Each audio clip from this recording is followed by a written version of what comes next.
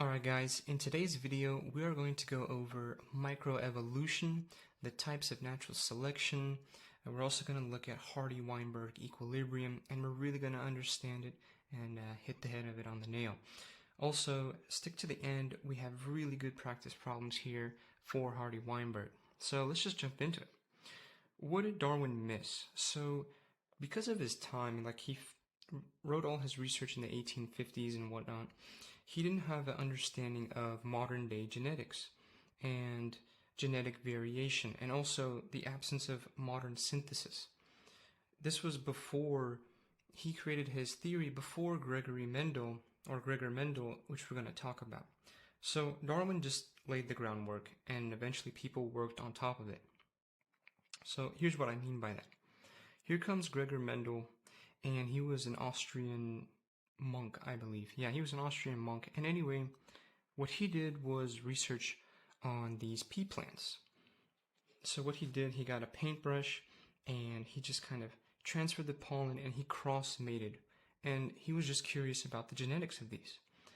So an example of what he did, so he crossed this yellow pea with a green pea. Now, before Gregor Mendel did these experiments, people would believe that the offspring would be an equal blend of green and yellow. But that's not what Gregor found out. Gregor found out that all four offspring became yellow. Now, this was confusing because he was like, well, that doesn't make sense. So what he did is he did it again, and he did yellow cross yellow. Like so. And then what he got was 1 green and 3 yellow. So he had like a 3-to-1 ratio. And we'll see that with Gregor Mendel in the future. Now, we're not going to go deep into Mendelian genetics. We're just going to understand what he saw. So he just said that this yellow color, or the yellow pea, is the dominant allele. So like capital yellow, or capital Y, which represents yellow. And over here, the green was a lowercase y. That's just to represent it didn't have any yellow in it. So these letters that he assigned, basically that's what an allele is in the simplest term. An allele is just capital Y or lowercase y. And then the combination of these alleles, so YY, or little y, or y, or we go, big Y, little y. The combination of these alleles, that is genotype. The combination of those alleles.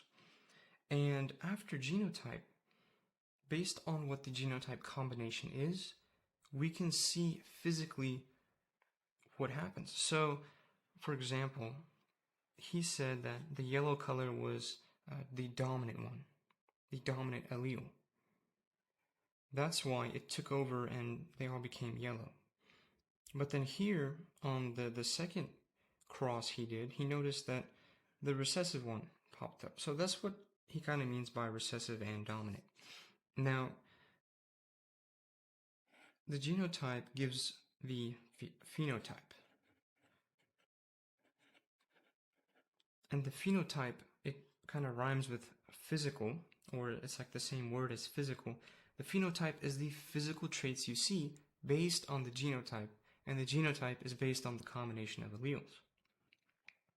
And here's what I mean by that. This is just kind of a more simpler table that we can use to distinguish the difference between these two. So, like I said, a genotype, there's 3 types. You have a homozygous dominant, which is double B's, and homozygous means the same. We have 2 capital B's, it's the same. Heterozygous is different, and then homozygous recessive is the 2 lowercase b's. And the phenotype, like I said, is your physical traits. These are like the physical things we see based on the genotype. Now, I also want to go over something called heterozygote advantage. It's a concept that we have, and we see it in malaria and also sometimes Hardy-Weinberg problems. But basically, the heterozygote advantage, all it is that the middle guy here, the heterozygote, big A, little a, has the best of both worlds, is how I like to say it. And that's all there is to it. It's resistant to malaria and only has a little bit of sickle cell disease. So now, after learning about Mendel and genes, I want to bring up this question: where does genetic diversity among offspring and genes come from? So let's first tackle offspring. If we look here, offspring, it comes through gamete formation. And also fertilization.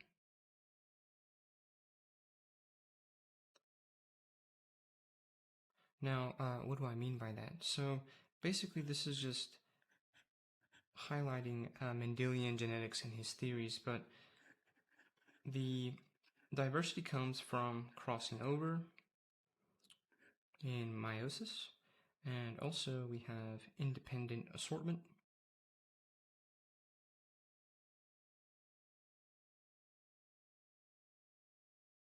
And lastly, we have random mating. Now, these are Mendelian's basic laws. Over here, let's tackle in the gene. So now we're going to go even smaller. And where does it come? Where does diversity come from in the genes? And these come from random mutations.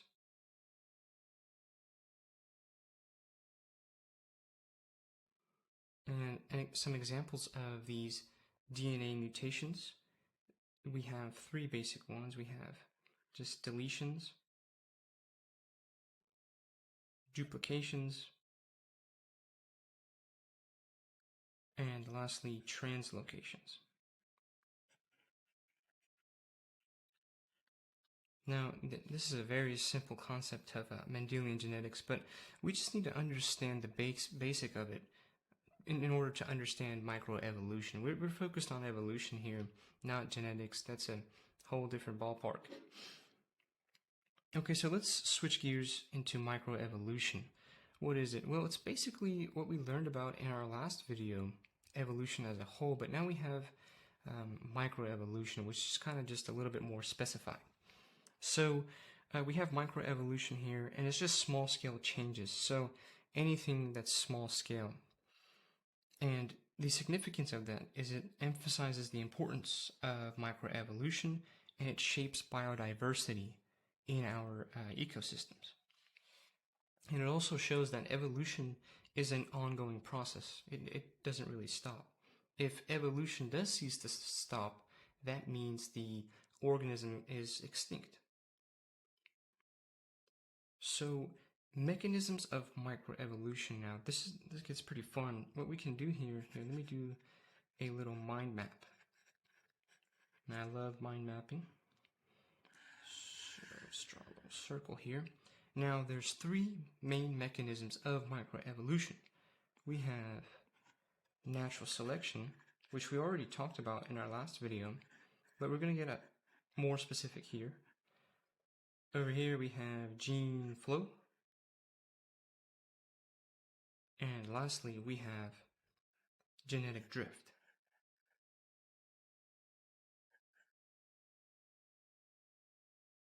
Now let's go over the three types of natural selection. So we talked about what natural selection was in our last video, and it's just a mechanism of evolution. So it's the same concept with microevolution. It's still a mechanism. Now there's three types of natural selection. The first one here is directional. And to memorize these, it's good to just read like that first part, directional. What does it mean? Basically, it means that these species will favor one direction. So we have this XY graph, and basically it's just looking at the mean or the average of these organisms and where they tend to shift to. So here we have this example of the moths, and directional is an extreme favor. they will extremely shift to one side, one direction. That's what directional means. So basically, the new species will come in like this. Because if we remember from our example, the black beetles, or the black moths, excuse me, are better camouflaged in that black environment. So the species average will tend to shift towards this side because that's where it's favorable, right? Now over here we have stabilizing selection. Now what do I mean by stabilizing selection? Well, this is whenever there's a medium and the species average will shift and stay in the medium. So what it would look like is like this. This is because if we have this XY plot and we look at the average, 2 little eggs is not strong enough for the proliferation of the organism. They might die very easily. For example, if just a predator comes and kills 2 eggs, that's it, they're done. They're dead. Rest in peace. So the very last one over here, there's too many eggs. So the mother may not be able to feed all those eggs and they will die off anyway. But now we have this sweet spot. So I like to think of stabilizing as a sweet spot. Right here, this is our sweet spot at 4 robin eggs, 4 bird eggs. That's just the right amount of eggs in the nest, because if a predator comes and kills 2, you still have 2 available, and it's also not too many to take care of. If you guys get what I'm saying, it's just that sweet spot. And lastly, we have diversifying selection.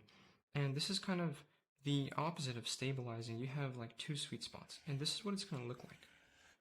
What do we kind of see here? We have this salmon, this fish, and this big fish over here, it's very strong, and it can fight, and it can win, and it can fertilize eggs more.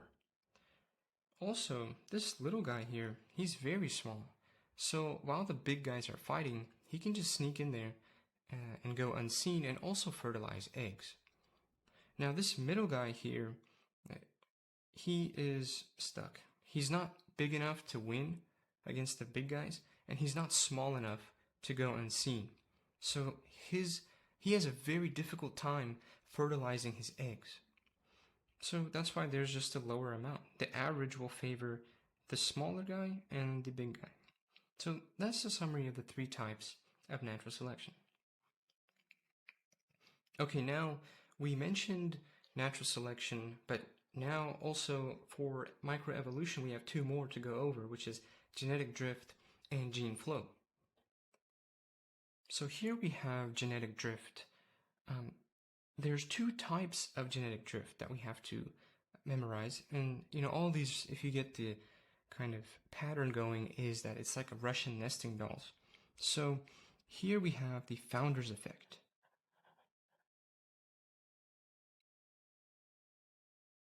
Now, what do I mean by founder's effect?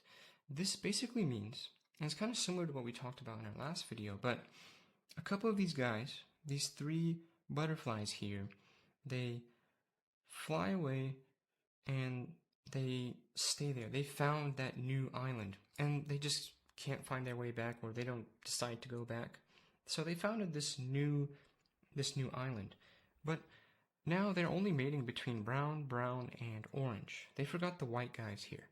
So now this island, they will basically have a lower genetic diversity, and they will only be doing what these guys are, right? There's no white butterfly here. And that's basically founder's effect. So there's one more of genetic drift, and that's bottleneck. We have the bottleneck effect. Now, why do they call it the bottleneck effect? So let me just give you a really simple example here. The orange, and let me do some yellow, and let me do this red. So bottleneck effect, this is like completely random. And what it means, so let me give you an example. I pretend these circles I drew here are just a population of ants. And in their gene pool, I forgot to mention gene pool, basically this thing is like their gene pool, which is all the variants inside of that species. So here we, at the bottom of bottleneck, we also have a gene pool. Now let's say I'm just walking on concrete and this is the gene pool, and I accidentally step and kill all these guys here. Rest in peace. Now, all they will see here, this is all that's left. So that's basically bottleneck effect. And there's like some things that can cause bottleneck effect is like overfishing the population, or there is a forest fire that wipes out a certain variant of that species. So now what's all left is these pink guys. And why do they call it the bottleneck effect? Well, if I draw a little, do my best to draw a little bottleneck. Here's my cup, and in my bottle,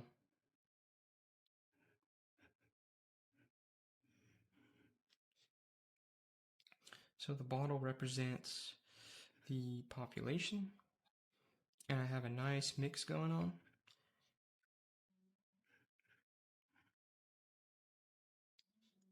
But then the bottleneck effect occurs, and then all I have left with is just the pink guys, and it's totally random.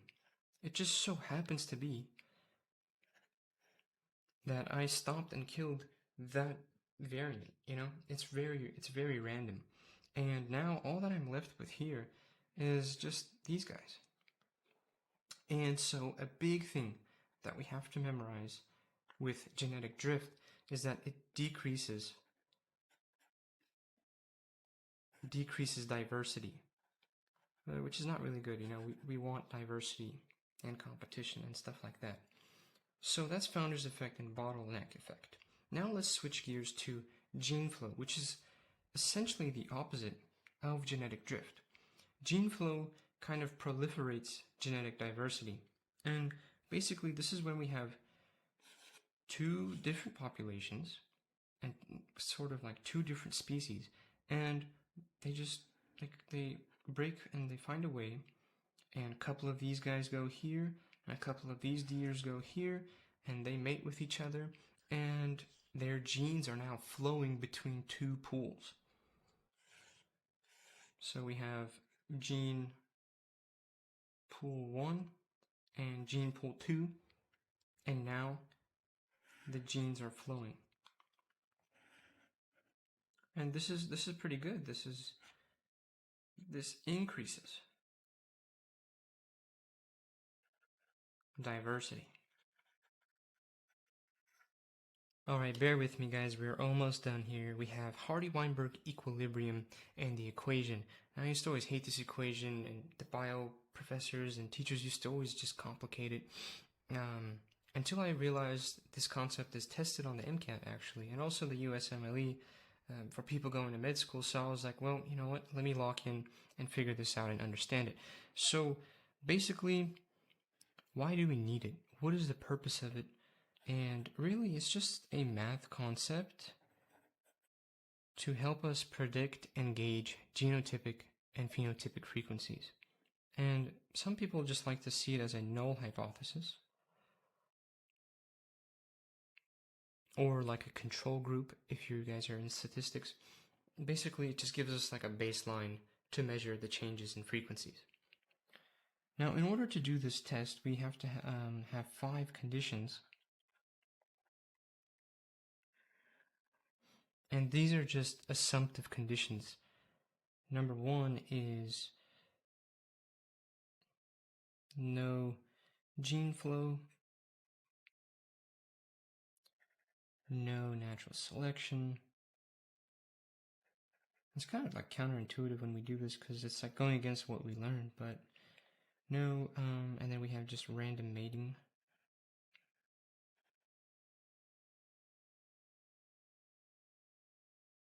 Very large population size. And I'm missing one more, which is, what am I missing?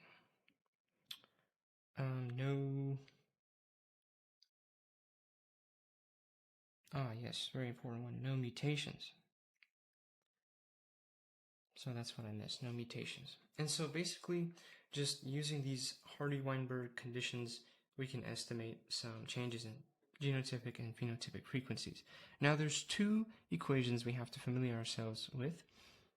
Number one is the allele equation, I like to say, and it's P plus Q is equal to 1. That's it. So P is the frequency of the dominant allele. And if you recall in the beginning of the video, the allele is just like that letter we saw in Mendelian genetics. And the lowercase q is frequency of the recessive allele. And they always have to equal to 1.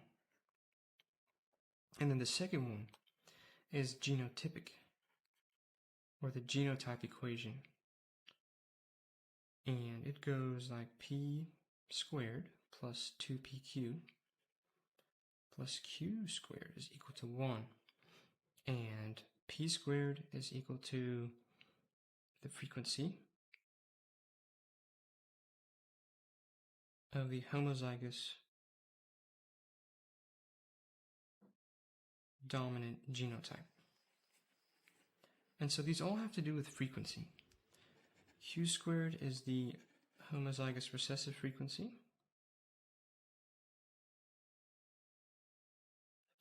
And lastly, if you guys can guess, 2pq is equal to the heterozygous frequency.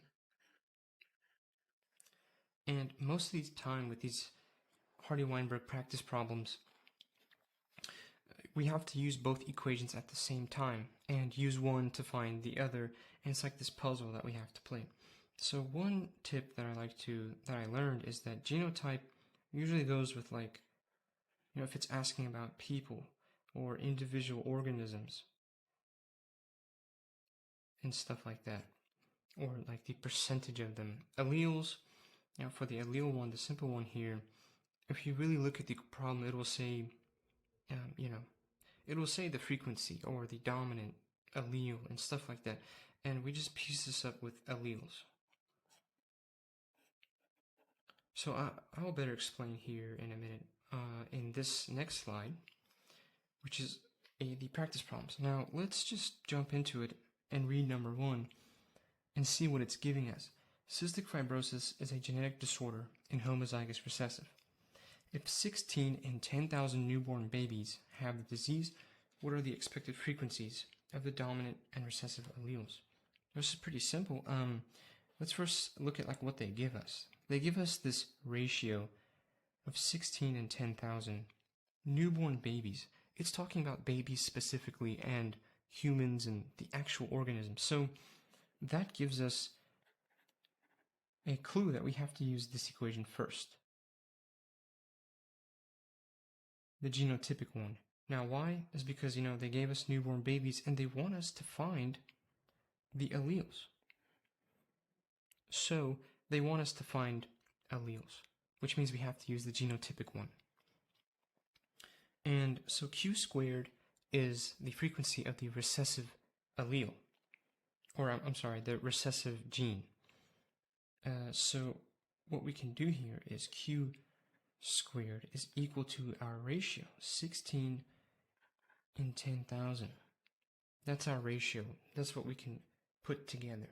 Now we want to go from Q squared and we want to go and find just Q and just P by themselves. So that's pretty simple. We don't have to use the rest of this equation over here. All we need is just this one. And so we set it Q squared equal to that ratio we've had, 16 and 10,000. And then what we're going to do is we're going to take the square root of it. So Q is equal to 0.04. So when you plug that into the calculator, we're going to get 0.04. That is Q. And so that's the answer to our first problem. That is the frequency of the recessive allele. But we're not done yet. We also have to do and find P. So it's pretty simple. Just P plus 0.04 is equal to 1. We solve for P, and we get 0.96. And so that is our second answer. And that's basically it. We don't have to use the whole equation. Just plug in what you know and set it equal to that. And if they give you like this ratio, 16 in 10,000, just put it as like a fraction and solve for it. In this second problem, let me change this to a 3 actually. Okay, but number 2, now this is a little bit more complicated, and we just have to read the problem. So suppose 84% of a remote mountain village can taste PTC and must therefore at least have one copy of the dominant PTC tester. So what it's saying is that 84% of this population, they can taste it. So they're either dominant, homozygous dominant, or heterozygous 2PQ. See, like again, it's talking about this remote mountain village. It's talking about the people.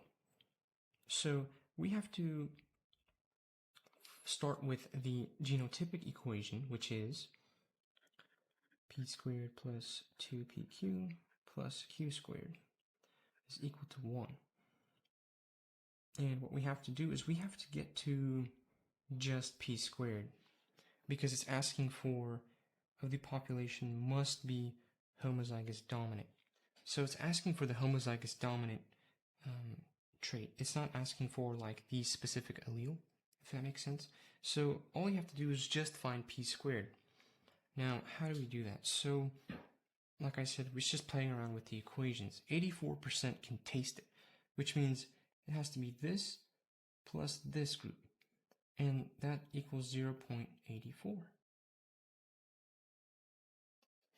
Okay, now let's use 0.84 and find Q squared. So what is Q squared? Well, Q squared is just 1 minus 0.84. And that gives us 0.16. So now Q squared is equal to 0.16. And then if we take the square root of that, Q itself is equal to 0.4. So now we switch directions and are focusing on the allele equation to just find P. And so if we just do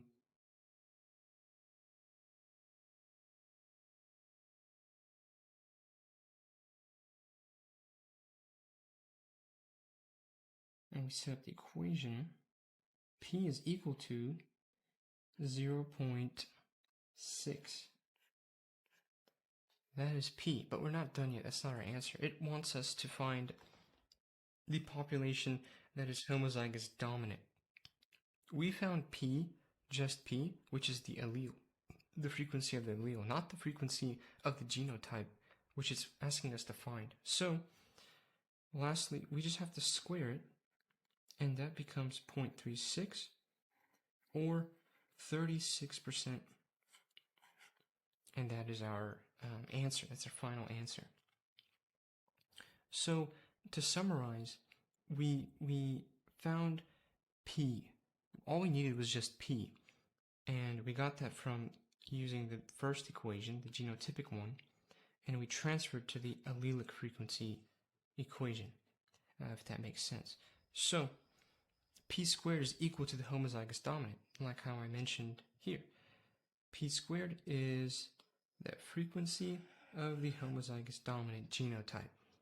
And knowing that fact, if we square that number we got, we would get 36%. Okay, our very last problem. In a certain plant, a blue flower is dominant over a white flower. That's very important, dominant. In an isolated location, 1,000 plants are growing. Sampling reveals 80% of the alleles are dominant. Assuming Hardy-Weinberg, how many of the plants are expected? So whenever it asks like how many of the plants or how many of the people, we have to use the genotypic one last.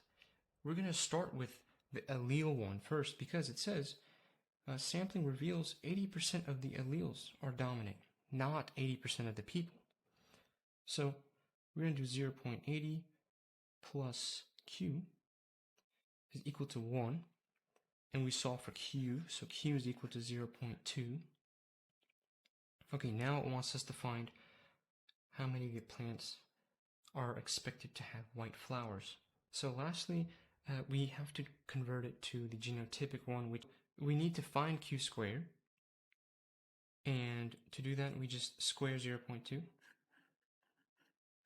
And that gives us 0.04. So Q squared is equal to 0.04. And lastly, we just multiply 0.04 times 1000 right here. And that's just to get the amount. So once we do that, it becomes 40. So 40 plants is the exact number. And all we did here was start with the allelic one because it gave us the alleles. And then we had to find Q squared because Q squared is the homozygous recessive frequency. And it's asking us for homozygous recessive because we know that the white color is recessive. And it gives us that in the problem. So we just have to really read it and be careful with those. And that's basically it. That's all we have to do. Just take a step back, look at what it's asking for, and as long as you can figure out which equation to use first, and then transfer it to that other one, and piece them together, you should be just fine. And that concludes our video for Hardy-Weinberg and microevolution and the types of natural selection. So thank you guys for watching. I hope this helped, and see you guys in the next one.